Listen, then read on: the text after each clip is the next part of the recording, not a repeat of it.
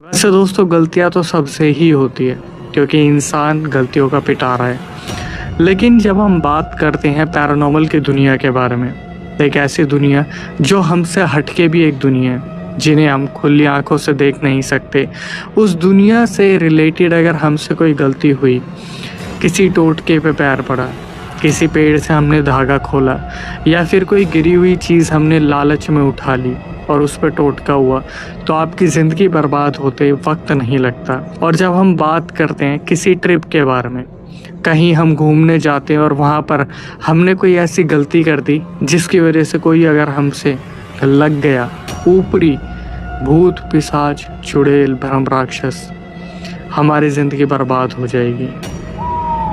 आज का जो पूरा रियल इंसिडेंट है ये हमसे शेयर किया है रोहित अंसारी ने। रोहित जो कि दिल्ली के रहने वाले हैं, इन्होंने अपनी रिकॉर्डिंग में मेंशन किया कि अक्षय भाई ये पूरा हादसा हुआ 2016 में, जब ये मुश्किल से 15 साल के रहे होंगे। स्कूल जाया करते थे और इन्हें घूमने फिरने का बहुत शौक था, लेकिन स्कूल जाने की वजह से घूमना फिरना हो नहीं पाता था। इनके बहुत ज़्यादा करीब एक भैया थे जिनका नाम था गुड्डू भैया। गुड्डू भैया एक कंपनी में काम किया करते थे जहां होटल मैनेजमेंट इवेंट का काम हुआ करता था। एक दिन जब ये स्कूल से वापस आते हैं, इन्होंने अपना बस्ता रखा, इनके घर में गुड्डू भैया आए हुए थे। इनके मम्मी से बात कर रहे थे और पापा इनके बाहर काम से गए हुए थे। इनका छोटा भाई भी घर पे था। रोहित गुड्डू भैया को देख के काफ़ी खुश हो जाते हैं और यही सुन रहे होते हैं कि उन्हें अभी राजस्थान में किसी इवेंट के काम से जाना है, वहाँ पर 2-3 दिन रहना था और फिर वहाँ से वापस आना था। शायद वो जो इवेंट था वो एक्सटेंड भी हो सकता था। जब रोहित ने इस चीज़ के बारे में सुना तो उन्होंने गुड्डू भैया से रिक्वेस्ट की कि भैया प्लीज़ मुझे भी लेके चल दो, मेरा बहुत मन करता है ऐसी जगह पे जाने का। तो ये सारी कन्वर्सेशन रोहित की मम्मी के सामने हो रही थी। रोहित की मम्मी ने पहले तो मना करा, लेकिन फिर गुड्डू भैया के फोर्स करने पे कि आंटी भेज दो, कोई नहीं, मैं ध्यान रख लूँगा, सब ठीक हो जाएगा। अच्छा, जो गुड्डू भैया आए थे वो किसी काम से ही आए थे, इनके घर से कोई सामान लेना था या सामान देना था। ये सारी कन्वर्सेशन होती है और उसके बाद रोहित की मम्मी एग्री हो जाती है कि ठीक है मैं भेज दूंगी, एक बार इनके पापा से बात करनी होगी। अब इनके पापा जो थे वो मॉडर्न ख्यालों के थे, उनको कोई दिक्कत हुई नहीं, उन्होंने इस चीज़ के लिए एग्री कर दिया कि ठीक है। रोहित की मम्मी ने स्कूल में बात करी कि कोई फंक्शन आ रहा है और ये 2-3 दिन के लिए नहीं आ पाएगा, हो सकता है कि एक हफ्ता भी लग जाए। टीचर्स को भी कोई दिक्कत नहीं थी, तो स्कूल में से भी अप्रूवल मिल गया था। रोहित बहुत ज़्यादा खुश थे कि उन्हें राजस्थान घूमने जाना है और वहाँ पर वो इवेंट जो है एंजॉय करेंगे पूरा का पूरा। और वही दिन आता है जब ये सारा सामान पैक करके निकलते हैं। इसके बाद वहाँ पर ये पहुँचते हैं डेस्टिनेशन पर, जहाँ पर एक इवेंट ऑर्गेनाइज किया हुआ था। 3 दिन का इवेंट था, तो 3 दिन तो यहीं बिजी रहना था। उस दौरान रोहित ने सारा काम ऑब्जर्व किया कि कैसे जो है टेंट लगता है, कैसे जो है इवेंट ऑर्गेनाइज होता है, वहाँ पर कैसे अनाउंसमेंट होती है, माइक, स्पीकर, स्टेशन, सब कुछ उन्होंने देखा जहाँ पर सारी चीज़ें होती है। उस इवेंट में बहुत सारे लोग आए थे। रोहित ने उस इवेंट को एंजॉय किया। शाम तक उनकी हालत ऐसी हो गई थी कि ठीक है अब मुझसे और कुछ नहीं होगा, तो वो सीधा जाते थे और बेड पे लेट जाते थे और सो जाते थे। अब इनके पूरे ग्रुप में कितने लोग गए थे वो आपको मैं बता देता हूँ। इन्होंने बताया कि अक्षय भाई कम से कम 8 लोगों का ग्रुप था, जिसमें 3-4 लड़कियां थी और 3-4 लड़के थे इंक्लूडिंग मी। एक भैया थे जिनका नाम था अरशद भैया, उसके अलावा एक अरुण भैया थे, एक वरुण भैया थे। लड़कियों में 2 लड़कियों का नाम इन्हें याद है, एक यामिनी दीदी थी और एक थी सिमरन दीदी। उसके अलावा 2 लड़कियां थी, लेकिन वो ज़्यादातर काम पे ही रहा करती थी। अब जब इनका 3 दिन का इवेंट निपट जाता है तो उसके बाद जैसे ग्रुप में एक प्लानिंग बन रही होती है कि भाई हम कहाँ जाएं, तो उसके बाद अरशद भैया की नज़र पड़ती है जिस गेस्ट हाउस में ये लोग रह रहे थे, उस गेस्ट हाउस के सामने एक पहाड़ी थी और पहाड़ी के ऊपर एक दरगाह थी। उस दरगाह के बारे में काफ़ी सुना था इन्होंने कि वहाँ पर जाके अगर आप अपनी दुआ मांगते हो तो वो कबूल होती है, लेकिन इन्होंने कुछ चीज़ें नहीं सुनी थी कि उसका आने जाने का टाइम क्या है, वो कब बंद हो जाती है, कब खुलती है। इन्हें लगा कि यार कभी भी आप जा सकते हो, 24/7 पहाड़ी है, कौन पूछने वाला है, कौन बोलने वाला है। तो इन्होंने क्या करा, शाम 4 बजे का प्लान बनाया कि हम शाम 4 बजे दरगाह के लिए निकलेंगे। पहाड़ी पे ट्रैक करते करते हम वहाँ पर पहुँचेंगे और फिर वहाँ से वापस आ जाएंगे। अब जैसे कि आपको मालूम है कि आप 4 बजे के समय तय करते हो, तो इसका मतलब यही नहीं कि आप एग्जैक्ट 4 बजे निकल जाओगे। निकलने में इन्हें टाइम लग गया। निकलते निकलते इन्हें 5 साढ़े 5 बज गए थे और ये वहाँ पर पहुँचे 6 साढ़े 6 बजे। तो खड़ी पहाड़ी थी, ट्रैकिंग करते करते गए, काफ़ी थक चुके थे। पानी पिया इन्होंने, थोड़ा ब्रेक लिया और जब ये पहुँचते वहाँ पर तो देखते कि वहाँ पर कोई भी नहीं है। वहाँ पर क्रीपी सा माहौल हो गया क्योंकि रात धीरे धीरे अपने उफान पे थी और ये सब आपस में डिस्कस करते कि ठीक है, हमने जो भी है दुआ वगैरह मांग लिया, अब यहाँ से चलते हैं। जब ये वापस आ रहे थे अप्रॉक्सीमेटली 7:15 या 7:30 बजे होंगे। उतरना तो बहुत आसान होता है। उतरते उतरते 2 इंसान इनके सामने आते हैं और वो अचानक से इनसे पूछते कि आप इस टाइम पर यहाँ क्या कर रहे हो। तो ये बताते कि हम दरगाह में गए थे और वहाँ पर हमने दुआ मांगी, इस तरीके से हम यहाँ पर इवेंट के लिए आ रखे हैं। तो वो जो 2 इंसान थे वो अजीब नज़रों से देखने लग रहे थे और वो यही बोलते कि आपने इस दरगाह के बारे में ये नहीं सुना क्या कि 6 बजे के बाद यहाँ पर आना अलाउड नहीं है। इस दरगाह में 6 बजे के बाद जिन जिन्नात आते हैं। अब ये सुनने के बाद रोहित जो थे वो काफ़ी डर गए थे क्योंकि रोहित ने हमेशा से अपने घर परिवार में ये सारी चीज़ें सुनी थी। तो रोहित ने बोला कि कोई नहीं, हम यहाँ से निकल जाते हैं। एक चीज़ जिस पर इन्होंने ध्यान नहीं दिया कि अगर ये लोग नीचे आ रहे हैं तो वो 2 लोग ऊपर क्या करने जा रहे हैं। खैर ठीक है, रोहित और बाकी जितने भी लोग थे वो सारे वहाँ से वापस आते हैं, उतर के सीधा नीचे आ जाते हैं। अब मैं आपको हाईलाइट कर देता हूँ कि कौन कौन गए थे वहाँ पर। वहाँ पर 4-5 लड़के गए थे, जैसे कि एक तो रोहित हो गए, अरुण, वरुण, अरशद और गुड्डू भी है। और एक लड़की जो वहाँ पर ज़िद करके गई थी वो थी यामिनी। यामिनी ने काफ़ी परफ्यूम लगाया हुआ था। ये नीचे उतरते हैं, काफ़ी आगे चलना शुरू करते हैं पैदल पैदल। तो जैसे यूँ होता है कि यार हम ब्रेक ले लेते हैं, कोई पानी पीना चाहता था, कोई कोल्ड ड्रिंक पीना चाहता था। तो रोहित के मन में था कि यार मैं भी चिप्स वगैरह कुछ खाना चाहता हूँ। तो एक दुकान दिखती है, वहाँ से लड़के जो है वो सिगरेट खरीदते हैं और रोहित ने बताया कि अक्षय भाई मैंने चिप्स ली थी। सब आपस में बातचीत करने लग रहे थे और इसी चीज़ का एक्सपीरियंस शेयर कर रहे थे कि यार हमने शायद गलत किया, इतनी रात को हम वहाँ पे दरगाह में गए, ऐसा होता है, भूत प्रेत के बारे में बातचीत चल रही थी। फिर थोड़ा सा ध्यान भटक गया, आपस में मजाक मस्ती शुरू कर दी और ये गेस्ट हाउस की तरफ चलना शुरू करते हैं। जब गेस्ट हाउस की तरफ चलना शुरू करते हैं तो लड़के आगे निकल गए थे। जो यामिनी थी वो अचानक से पीछे पॉज हो गई थी और रोहित ने इस चीज़ के बारे में देखा पीछे पलट के कि यामिनी दीदी को क्या हुआ है। उन्होंने अरशद और गुड्डू भैया को बोला कि भैया यामिनी दीदी वहाँ पर रुक गई हैं, उनको कुछ हुआ है क्या, उनके पैर में कांटा तो नहीं चुभ गया। सारे लड़कों ने पीछे मुड़ के देखा कि एक सिंगल रोड, अंधेरा और यामिनी बस एक तरफ पॉज हो गई है। कुछ लड़के आगे बढ़ते हैं और बोलना शुरू करते हैं कि यामिनी तुम चल क्यों नहीं रही हो। यामिनी ने इधर उधर देखा और अचानक से यामिनी बोलती है कि मैं कैसे चल सकती हूँ, मुझे तो वो बुला रहे हैं ना, वो कितनी देर से मुझे कह रहा है मेरे साथ चलो। सारे लड़कों ने इधर उधर देखा, वहाँ पर कोई भी नहीं था। यामिनी फिर दोबारा बोलती है कि मैं ऐसे कैसे जाऊँगी, वो मुझे जाने ही नहीं देगा, वो मुझे कब से बोल रहा है मेरे साथ चल, मेरे साथ चल। और ये बोलते बोलते यामिनी वहाँ पर धीरे धीरे अपनी आवाज़ बदलना शुरू करती है। वो बोल रहा है मुझे चलने के लिए, मैं ऐसे कैसे चली जाऊँगी। और यामिनी एक ही तरफ इशारा कर रही थी। इन सब चीज़ों में जो अरशद भैया थे वो कलमा पढ़ना शुरू करते क्योंकि वो समझ गए थे कि कुछ ना कुछ गड़बड़ है। तो 3 लड़के यामिनी को खींचना शुरू करते हैं और इधर जो अरशद थे वो कलमा पढ़ना शुरू करते हैं। बड़ी मुश्किल से ये पकड़ में आती है और पकड़ में आने के बाद जैसे बार बार होता है ना, नहीं जाऊँगी, वो मुझे बुला रहा है, वो मुझे बुला रहा है, वो मुझे बोल रहा है मेरे साथ चल, मैं नहीं जाऊँगी, मैं नहीं जाऊँगी। करते करते करते करते यामिनी को ये लोग गेस्ट रूम तक लेके आते हैं। वहाँ पर जाने के बाद जो अरशद थे वो क्या करते हैं, पानी में कलमा पढ़ के, दुआएं पढ़ के वो पानी यामिनी को पिलाते हैं।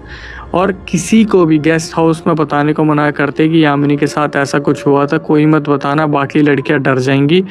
अभी 1-2 दिन और रुकना है। यामिनी सो गई थी, यामिनी की आंख लग गई थी, सबको लगा कि वो उतारा हो गया है, यामिनी के ऊपर से चीज़ें हट गई है। लेकिन यहाँ से एक ऐसी चीज़ की शुरुआत हुई जिसका किसी को भी अंदाज़ा नहीं था।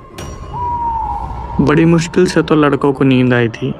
रात के 1:30 बजे रोहित की आंख खुलती है। उन्हें वॉशरूम यूज़ करना था, तो वो सबसे पहले इधर उधर देखते हैं, सब सो रहे थे। यामिनी को अपने रूम में सुला दिया गया था लड़कियों के साथ, और किसी को भी पता नहीं था कि यामिनी के साथ हुआ क्या है। जो वॉशरूम था वो कमरे से बाहर था, जो इनका गेस्ट रूम का कमरा था। ये क्या करते हैं, निकलते हैं रोहित और वॉशरूम यूज़ करने जाते हैं। तो जब ये वॉशरूम यूज़ करने जा रहे थे तो इनकी नज़र पड़ती है कि पूरा जो गेस्ट हाउस है वो खाली है, कोई भी नहीं है, सब अपने कमरों में सो रहे हैं, कोई भी रात को बाहर नहीं निकला है। ये वॉशरूम यूज़ करते हैं।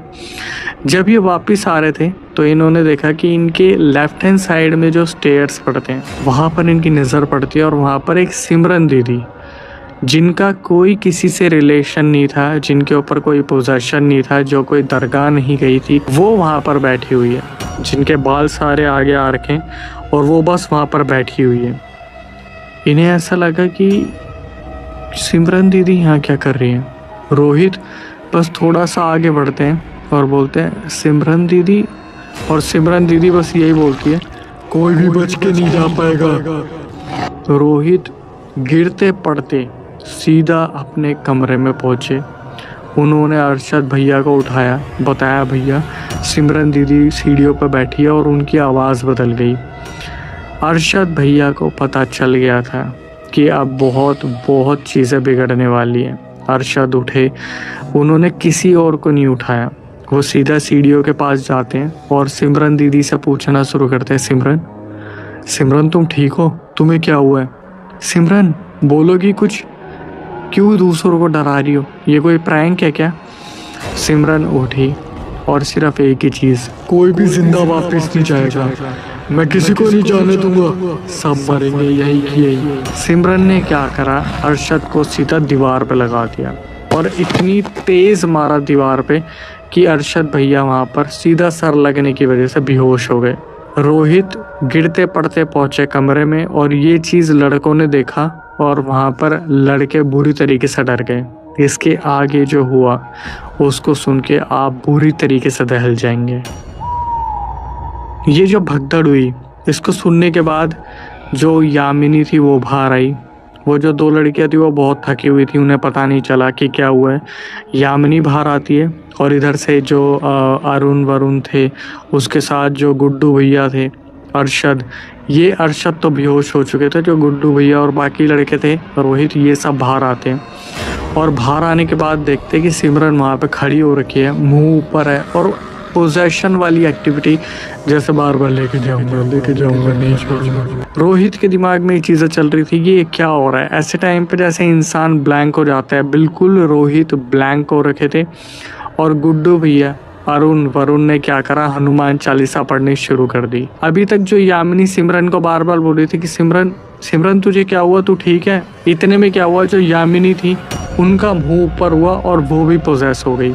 अब यहाँ पर सिमरन और यामिनी दोनों पोजेस हो रखे हैं। तो जो अरुण वरुण थे और जो ये गुड्डू भैया थे, ये क्या करते हैं, आगे बढ़ते हैं। इन्होंने दोनों लड़कियों को पकड़ा और हमारे वाले रूम में लेके आए। इस दौरान ये समझ नहीं आ रहा था कि इनके अंदर हुआ क्या है या इनके साथ हुआ क्या है। लड़कियां वहाँ बैठी, फिर अरशद भैया को उठाया गया, अंदर लाया गया, और अंदर लाने के बाद उन्हें पानी पिलाया गया।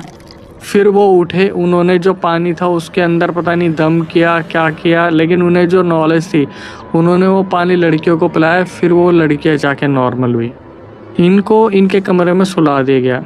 इस टाइम पर जब इन लड़कियों को सुलाया जा रहा था तो जो 2 लड़कियां अलग रह रही थी, उनमें से एक थी साक्षी उठती है और पूछती है कि इनको क्या हुआ था, ये कहाँ गई थी। तो लड़के बस बहाना बना देते कि यार ये हमारे कमरे में बैठी हुई थी, इन्हें नींद नहीं आ रही थी, और हम ये प्लान कर रहे थे अगले 2 दिन में हमें घूमने कहाँ जाना है। ऐसे करके जो अरशद थे, गुड्डू भैया थे, अरुण वरुण और जो रोहित थे, बातों को टाल देते हैं। अब सुबह इनकी आंख खुलती है, इन्होंने नाश्ता करा। उस टाइम पर यामिनी, सिमरन, साक्षी और एक प्रिया नाम की लड़की सब बिल्कुल नॉर्मल थे, किसी को कोई दिक्कत नहीं, किसी को कोई पता नहीं। पूरे दिन इन्होंने इवेंट एंजॉय किया। उसके बाद इन्होंने पता किया कि हम किस दरगाह में जा सकते हैं जहाँ पर इस चीज़ का सॉल्यूशन हो सके। तो इन्होंने पता करवाया कि इनके जस्ट गेस्ट हाउस से 3-4 किलोमीटर दूर एक दरगाह है जिसकी काफ़ी मान्यता है। ये लोग शाम के 8 बजे निकलते हैं, दरगाह पहुंचते हैं और वहाँ पर इन्होंने सब ने वहाँ पर जो जो फॉर्मेलिटीज़ होती है, जो रिचुअल्स होते हैं वो परफॉर्म किया। उसके बाद सब अपने वापस आ जाते हैं। गेस्ट हाउस में अपने अपने कमरे में बैठे थे, बातचीत कर रहे थे। जो लड़के थे वो खुश थे, अरशद भैया, गुड्डू, रोहित, अरुण और वरुण सब खुश थे, ये सोच के कि सब कुछ नॉर्मल हो गया, अब कोई दिक्कत नहीं है। 9:30 बजे होंगे रात के। अचानक से जो सिमरन थी वो झूमती झूमती लड़कों के कमरे में आती है और सबको लगा कि सिमरन को हुआ क्या है, शायद उसकी तबीयत ठीक नहीं है। सिमरन कमरे में आती है और बोलती है कि कोई मुझे प्लीज़ पानी पिलाएगा। जो रोहित थे, गुड्डू भैया थे, वो आगे बढ़ते हैं, पानी उठाते हैं। जैसे एक ने गिलास उठाया, एक ने पानी की बोतल उठाई, गिलास में पानी डाला। जैसे ही सिमरन को पानी पिलाते हैं, सिमरन अचानक से वहाँ पे फिर दोबारा पोजेस हो जाती है, मुंह ऊपर, आंखें ऊपर, और वही बोलना शुरू कि कोई भी यहाँ से जा नहीं पाएगा, तुम्हें क्या लगा दरगाह ले जाओगे, वहाँ से सब ठीक हो जाएगा, कुछ नहीं होगा, ये लड़कियाँ मरेंगी। वहाँ पर सब भाग के आए, यामिनी, दूसरी लड़कियाँ, और गेस्ट हाउस में शोर मचने लगा। सबको लगा गेस्ट हाउस में पता नहीं क्या हो गया। तो लड़के बाहर निकलते हैं और सबको बताते हैं कि लड़कियों की आपस में बहसाबाजी हो गई है, सब ठीक है, कोई दिक्कत नहीं है। इनको एक वार्निंग मिल गई थी, लेकिन सिमरन अभी तक ठीक नहीं हुई थी। सिमरन को सबने पकड़ के बेड पर लगा दिया और फिर जो अरशद भैया थे उन्होंने फिर दोबारा दुआ पढ़नी शुरू करी, सब कुछ करना शुरू करा। लड़कियों ने पकड़ना शुरू करा सिमरन को, बाकी लड़कों ने पकड़ना शुरू करा सिमरन को। कैसे ना कैसे सिमरन को काबू में किया। अरशद भैया का इसमें बहुत बड़ा रोल था, क्योंकि अरशद भैया की फैमिली में कोई ना कोई ऐसा था जिसको इस चीज़ की नॉलेज थी और अरशद भैया जानते थे इन सब चीज़ों को कि शांत कैसे करना है। लेकिन इन सब चीज़ों में क्या हुआ, इतने में यामिनी ने एकदम से गर्दन चटकाई इस तरफ और ये नज़र पड़ी रोहित की और जितने भी लड़के थे कि यामिनी को क्या हुआ। ये लोग ग्राउंड फ्लोर पे थे। यामिनी भागना शुरू करती है फर्स्ट फ्लोर की तरफ, और फर्स्ट फ्लोर पे जाके जब तक लड़के वहाँ पर आते ना, एकदम से उन्होंने देखा कि ये साइड में कोने में क्यों बैठी हुई है, और यामिनी नीचे मुँह करके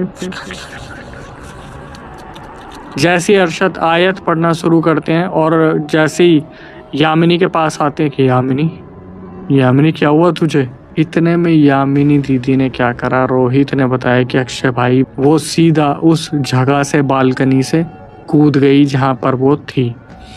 वो सीधा नीचे गिरी धम करके। वो तो शुक्र है गेस्ट हाउस था, तो हमारे रूम के आगे जो घास वगैरह थी उसकी मिट्टी ठीक थी, और धम करते ही सर पे से खून निकलना शुरू हो गया। लड़के लड़कियां मिलके यामिनी को हॉस्पिटल लेके गए। उनके सर पे 6 टाके आए। उन्हें वापस लेके आए टाके के बाद, डिस्चार्ज करा के अगले दिन। और इतने में अरशद भैया और गुड्डू भैया गए किसी हाफिज़ को ढूंढने। वो उसी दरगाह में गए और एक हाफिज़ को लेके आए। वो जो हाफिज़ थे वो आते हैं गेस्ट हाउस में। वो आए, उन्हें बड़े छुपके से गेस्ट हाउस में लेके आए थे लोग। गाड़ी लगा के सीधा रूम के अंदर लेके गए और उन्होंने सारे लड़कियों को देखा और 2 लड़कियों को वो देखते ही रह गए, यामिनी और सिमरन। वो सीधा बोलते 2 जिन्नात हैं यहाँ पर। यामिनी बहुत ज़्यादा परफ्यूम लगा के गई थी, जिस वजह से एक जिन्नात इनका दीवाना हो गया। जब ये वापस आ रही थी तो दूसरा जिन्नात भी साथ साथ आ गया उस जिन्नात के बोलने पर। अब 2 जिन्नात है जो एक सिमरन को प्रोसेस कर रहे हैं, यामिनी को। वहाँ पर जो हाफिज़ जी थे उन्होंने बोला कि मैं यहाँ तो कुछ नहीं कर पाऊँगा, अभी मैं जमजम का पानी दे के जा रहा हूँ और रात को कुछ नहीं होगा, मैं यहाँ पर दुआ पढ़ के जाऊँगा, लेकिन कल सुबह होते ही इन्हें दरगाह लेके आ जाना। वहाँ पर इनकी रात कट गई। सुबह होते ही ये लोग दरगाह पहुँचे। दरगाह पहुँचने के बाद वहाँ पर हुआ इनका उतारा। दोनों लड़कियाँ सर पटके, अपने आप को नाखून मारे, बाल छीले, बुरा हाल कर दिया वहाँ पर। हाफिज़ जी जो थे उनके साथ 2 और भी थे जो सहायक थे, लेकिन इनका इलाज कर दिया गया क्योंकि वो जो 2 जिन्नात थे वो भोग पे उतर गए, मतलब कुछ बताया होगा क्योंकि वो जो हाफिज़ जी थे उनके साथ खुद जिन चला करते थे। रोहित ने इस चीज़ को मेंशन किया कि भाई वो लड़कियां सही सलामत हमारे साथ आई, उनको ताबीज़ दिए गए थे, यामिनी को भी और सिमरन को भी, बाकी सब ठीक थे। उसके बाद ये वहाँ से वापस अपने अपने घर चले गए। फिर क्या हुआ, सब अपने अपने काम में मकलूफ़ हो गए, सब अपने अपने काम में चले गए। लेकिन फिर बाद में गुड्डू भैया आए रोहित के घर पे कम से कम 25 दिन बाद, और वो बताते कि भाई जो कहानी हमें लग रहा था ना ख़त्म हो गई, वो ख़त्म नहीं हुई थी, क्योंकि एग्जैक्ट 1 हफ्ते बाद यामिनी के घर से फ़ोन आता है कि यामिनी के पापा गुज़र गए हैं। कैसे गुज़रे उसको सुनने के बाद आप बहुत हैरान हो जाएंगे। यामिनी के पापा 4थे फ्लोर से छलांग लगा गए। कहते हैं कि उनके ऊपर कर्जा बहुत था या उन्होंने बहुत लॉस ले लिया था किसी चीज़ की वजह से।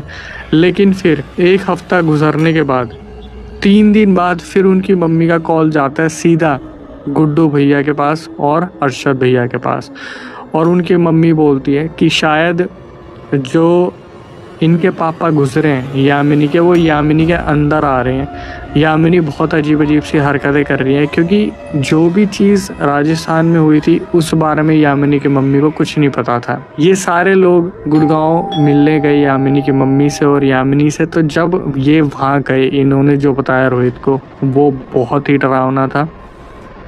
जो गुड्डू भैया थे उन्होंने बताया कि मैंने वहाँ जाके देखा, जो यामिनी थी उसने अपना पूरा शरीर काट पीट लिया था बुरी तरीके से नाखूनों से, और जो सबसे डराने वाली चीज़ थी उसने अपने आप को गंजा कर लिया था, कैंची उठा के सारे बाल काट लिए थे।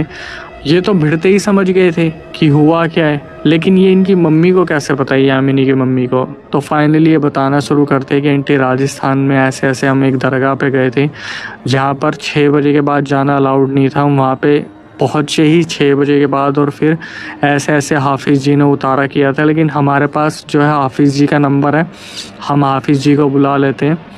तो इनकी मम्मी कंफ्यूज थी कि ये जिन्नात है या फिर ये इनके पापा हैं। हाफिज़ जी को फ़ोन करते हैं ये लोग, तो हाफिज़ जी बोलते हैं कि मैं आज तो नहीं आ पाऊँगा, मैं कल आ पाऊँगा, निकलता हूँ मैं जितनी जल्दी हो सके, लेकिन खर्चा पानी जो भी है वो आप ही को करना पड़ेगा। ये लोग एग्री करते हैं। जो गुड्डू भैया और अरशद थे वो भी रात को वहीं रुके थे, और फिर अगले दिन जब हाफिज़ जी आते हैं तो वो देखकर बताते कि यार ये तो वही जिन्नात हैं जिनको निकाला गया था, पर ये आए कैसे। तो पता चलता है कि वहाँ से आने के बाद यामिनी एक पार्टी में गई थी और वहाँ पर उन्होंने ज़्यादा ड्रिंक कर ली थी, और ज़्यादा ड्रिंक करने के बाद उनसे उनका ताबीज़ गिर गया या उन्होंने तोड़ दिया या फिर टूट गया। लेकिन हाफिज़ जी ने बोला था कि 15-20 दिन अपने आप को संभाल के रखना, लेकिन इन्होंने पार्टी करने के बाद वो ताबीज़ तोड़ दिया जो भी दिया गया था चीज़ें, जिस वजह से इनके ऊपर ये चीज़ फिर दोबारा हावी हो गई। लेकिन वहाँ पर एक चीज़ का खुलासा हुआ जिसको सुनने के बाद लिटरली उनकी मम्मी बहुत रोई, और मतलब ये चीज़ यामिनी को भी पता चली तो यामिनी को ऐसा लगा कि ये हो क्या गया। जब हाफिज़ जी वहाँ पे आते हैं तो वो बोलते हैं कि आपको ऐसा क्यों लग रहा था कि मतलब इनके पापा इनके अंदर हैं। तो उनकी मम्मी बताते हैं कि उन्होंने कूद के वहाँ पर से खुद को ख़त्म कर लिया था, और सबका मानना है कि उनके लॉसेस थे इस वजह से हुआ था। तो हाफिज़ जी बताते हैं कि उन्होंने खुद को ख़त्म नहीं किया था, यामिनी को उस जिन्नात ने पोजेस किया, और ये ज़्यादातर टाइम जो है अपना ऊपर बिताने लगी। 2:30-3 बजे रात को छत पे बैठा करती थी। इनके पापा की जब आँख खुलती थी तो इनके पापा देखने जाते थे कि यामिनी कहाँ है। 2-3 बार वो यामिनी को नीचे ले आए थे और आपको नहीं बताया इस बारे में, लेकिन जब 4-5वीं बार वो यामिनी को छत पे लेने गए ना, तो यामिनी ने 4थे फ्लोर से अपने पिताजी को ही धक्का मार दिया था। तो इनके पिताजी इस वजह से ख़त्म हो गए थे, सबको लगा वो कूदे हैं। हाफिज़ जी ने ये चीज़ बताई तो वहाँ पर जो दोनों जिन्नात थे वो फिर दोबारा यामिनी के अंदर आ गए और यामिनी ने हंसना शुरू कर दिया कि हाँ मैंने मारा था। बुड्ढा अपने आप को बहुत अच्छा समझता था, अपनी बेटी को मुझसे बचाना चाहता था, इससे क्या लगा ये बचा लेगा। वहाँ पर जो हाफिज थे वो अकेले नहीं आए थे, वो अपने साथ 4-5 और सहायक को लेके आए थे। उन्होंने वहाँ पर पूरी क्रिया की, जहाँ पर एक तरीके से ये लगा लो कि लड़कों को तैनात कर दिया था, हेल्पर को तैनात कर दिया था। वो जो दोनों लड़के थे गुड्डू भैया और जो अरशद थे, उन्हें भी तैनात कर दिया था कि भाई लड़की को भागने मत देना। क्रिया के दौरान जो यामिनी थी उसने किस कोने से भागने की कोशिश नहीं करी, इधर उधर कहीं से छुपना, कहीं से भागना, लेकिन एट दी एंड क्रिया करके फिर दोबारा ताबीज़ बांधा गया और बताया गया कि अगले 6 महीने 1 साल तक ये ताबीज़ नहीं खुलना चाहिए। और यामिनी ना तो ड्रिंक कर सकती है, ना नॉनवेज खा सकती है, ना ही ये किसी ऐसी जगह पर जाएगी जहाँ से कोई भी चीज़ आ सकती है, ना कब्रिस्तान, ना शमशान, ना किसी के जीने पे, ना किसी के मरने पे। और जिस चीज़ का ध्यान रखना है कि यामिनी को अकेला नहीं छोड़ना है, खासकर रातों को। और सिमरन को भी फ़ोन करके अपडेट करा गया कि यामिनी के साथ यही हो रहा है, तुम ये ताबीज़ मत उतारना। तो सिमरन एक सिंपल परिवार से थी, उन्होंने तो साफ बोल दिया कि मेरे को कोई दिक्कत नहीं है, मैं इस ताबीज़ को नहीं उतारूंगी। लेकिन यामिनी को जब होश में लाया गया तब उन्हें समझाया गया कि भाई ये गलतियाँ मत करना। यामिनी की मम्मी ने गारंटी ली, क्योंकि इस बार जो हाफिज़ जी थे उन्होंने कहा था अगर कुछ हुआ तो मेरी जान को भी खतरा हो सकता है। फिर जो रोहित है उन्होंने बताया कि अक्षय भाई ये घटना हुई 2016 में, अब चल रहा है 2026 और पिछले ही महीने ये यामिनी दीदी से मिले थे। अब तो वो आगे जनरेशन बहुत बढ़ गई है, उनकी शादी भी हो चुकी है, सारी चीज़ें ठीक हो चुकी हैं। जो moral of the story conclusion है ये इन्होंने अपनी तरफ से दिया कि भाई जब भी कभी कहीं ट्रिप पे जा रहे हो, खास करके खंडर वाली जगह पे, किले वाली जगह पर, वहाँ परफ्यूम मत लगाना। एडवाइस दी गई लड़कियों के लिए कि खुले बाल मत रखना और कोशिश करना वहाँ पर मीठा मत खाना। लड़कों के लिए कि वहाँ ड्रिंक मत करना। कोई भी ऐसी चीज़ से आप छेड़छाड़ करोगे जो वहाँ पे उनका घर है तो दिक्कत होगी। अब सबसे मेन मुद्दा आता है कि हाफिज जी से पूछा गया कि ये 2 जिन्नात कब थे, कहाँ थे, क्या थे।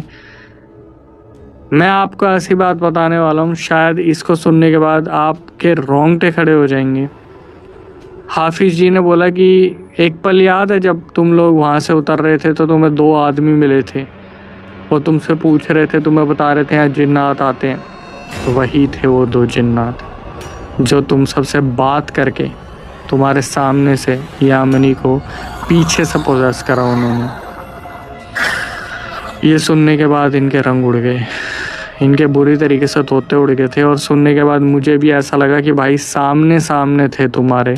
इसके बाद दोस्तों आपसे रिक्वेस्ट होती है कि अपना ध्यान रखिए, कहीं भी आप जा रहे हैं, आ रहे हैं, कहीं से कुछ भी ट्रैवल कर रहे हैं, इन सब चीज़ों का ध्यान रखिए जो चीज़ें बताई गई हैं। और थोड़ा सा ध्यान रखिए हमारा, क्योंकि ऐसे रियल इंसिडेंट लाने में हमारी बहुत मेहनत लगती है।